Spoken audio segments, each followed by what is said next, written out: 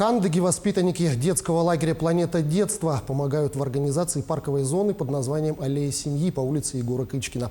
Этот парк – первый проект семейного экологического десанта «Будущее в твоих руках» клуба «Гармония» при Тампонском комплексном центре социальной защиты населения. Подробности далее.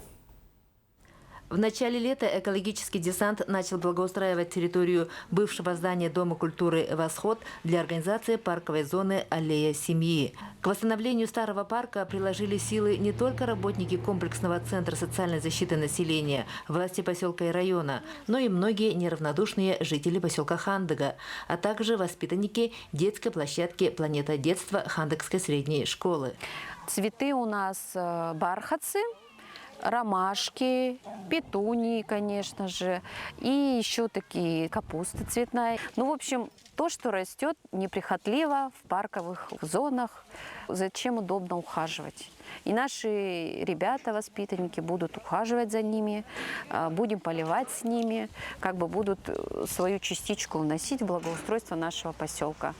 Во время массового субботника отсыпали новые дорожки. Ребятишки с энтузиазмом помогли побелить стволы деревьев, покрасить ограждения. Скоро здесь появятся скамейки, урны. В эти дни воспитанники «Планеты детства», помощники семейного экологического десанта «Будущее в твоих руках» посадили в парке цветы. Первый день мы белили деревья, красили забор, а второй день мы сажали цветы. Мне здесь очень нравится. Мы будем делать тут парк. Тут очень пахнет лесом, и как будто ты находишься в лесу. Раньше здесь было хмуро, валялся всякий мусор, деревья были все засохшие, сейчас они очень красивые. Тут и цветочки. Мы будем сюда ходить с мамой, папой, с семьей, сестрами. Ну, мне здесь очень нравится.